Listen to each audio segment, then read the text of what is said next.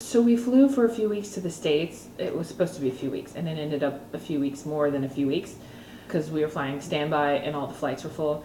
So we're sitting in the plane to take off, and they make this announcement saying that some part of the plane needed to be fixed. So all the people standing there are the people that actually had to get up from their seats so that they could fit a ladder and a bunch of crewmen in that little aisle. Apparently the GPS system went out, and so they were excited to announce to us that the part was in, and so they would go ahead and change that before we took off. As in, if the part had not been in, we would have just flown the Atlantic with no GPS system. You know, Israel's over there.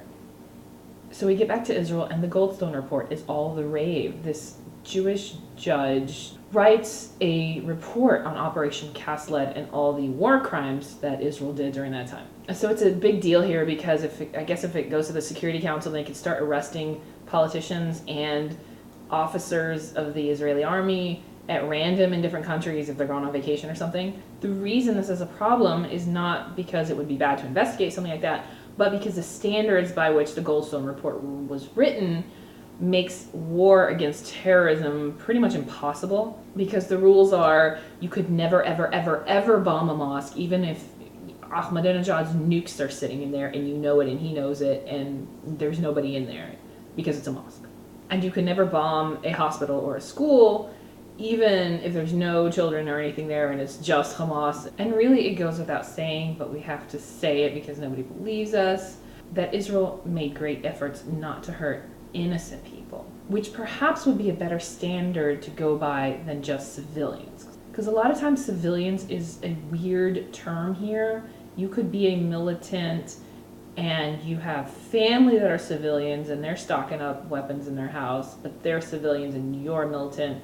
So how about innocent people? Israel went to great lengths to support innocent people. At times they failed, including their own soldiers dying from friendly fire. But that's war. War is terrible. And then I came across this picture.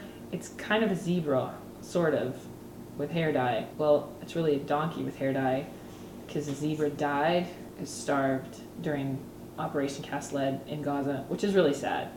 And reports are that the Israeli army was actually trying to help the animals in the zoo. I think they managed to help the lions. Apparently did not make it to the zebra. And you know, I gotta hand it to them. It's a pretty good idea. I mean, the kids don't know the difference. It's stripes, white. I mean, do you remember the zebras that you saw in the zoo when you were a kid? No, you just remember the stripes. So there you have it. Yay, Gaza. But a recent poll shows that 10% of Americans have never heard of Israel. That's fantastic. What do they teach over there? And that means that potentially there are 10% of Americans that like Jews because they make good bagels.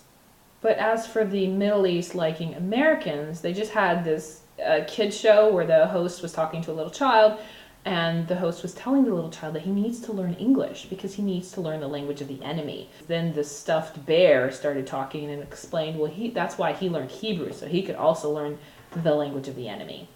That's right, the Palestinians love you so much, they want to learn your language. So the high holidays are over, and they were rather eventful because some Muslims at the Temple Mount got wind that this group of ultra-Orthodox that want to rebuild the temple where the mosque is right now, they were actually going to go up to the mosque and pray or something. And so they got all ready to throw stones at the first moving thing they could find. And this group of French tourists comes up, and they had no clue what was going on, and they got pelted really bad. Because apparently, and maybe it was the sweat in their eyes because it was really hot that day, the Muslims cannot tell the difference between an ultra-Orthodox and a French tourist. But speaking of the religious Jews in Israel, which tend to use a lot of ingenuity to work around the different restrictions that they have, on the Sabbath, religious people do not use cars because they believe that is somehow starting fire, and you're not supposed to start fires on the Sabbath. And they would rather walk in 100-degree weather in wool coats than drive an air-conditioned car, but hey, that's their prerogative. In any case, this one rabbi had a factor of time where he had to be at 2 different minyanim, which is sort of meetings, on the Sabbath on opposite sides of town, and so he used rollerblades. I thought that was great.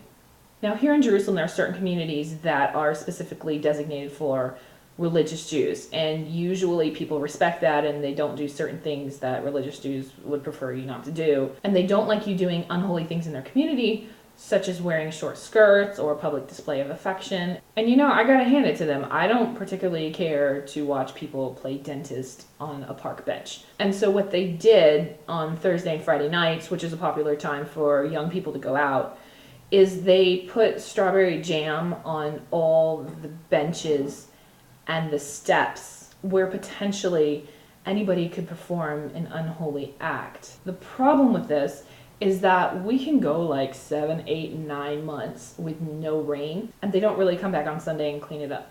That's just gross. So there's this other effort that potentially could solve this problem in a roundabout way. It's this group that's been formed to try to teach Israeli manners, and I gotta hand it to them. That is a daunting task. I mean, one of the reasons we look so bad in the world when we go places on vacation, whatever, is the Israelis do not have manners, okay? There's actually a commercial here at McDonald's, I think, and it's this guy, and he's in a cab in New York. He just got back from Israel, and he says, oh, you know, in Israel they have a mixed shawarma. If you don't know what a shawarma is, I'll have to explain another time.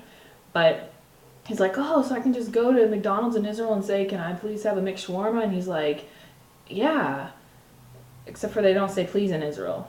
And one of the reasons Arab nations look so much better than Israelis is that they just have class when it comes to hosting and manners. And if you ever get a chance to go to a Bedouin tent and experience their hospitality, it's amazing. And in their defense, a contributing factor to the reason that they have lesser class is because the focus of the culture has been more on survive. And I'm hoping that the teaching of manners is next in line. But as much as I would love that to be a priority, the Iran situation is definitely top of the list right now. It leaked from some French sources that Israel was going to bomb Iran after December because they ordered some elite military food for their elite units. Yay, France will definitely do business with you next time. In the meantime, Iran is busy accusing the US, the UK, and Pakistan for a suicide bombing. Yes, that's right, the United States and the UK are now involved in suicide bombings. The only thing I can think is the proverb that liars always think that other people are lying to them. So countries like Iran that train suicide bombers think that everybody else trains suicide bombers too. But hey, at least I have till December to make my videos.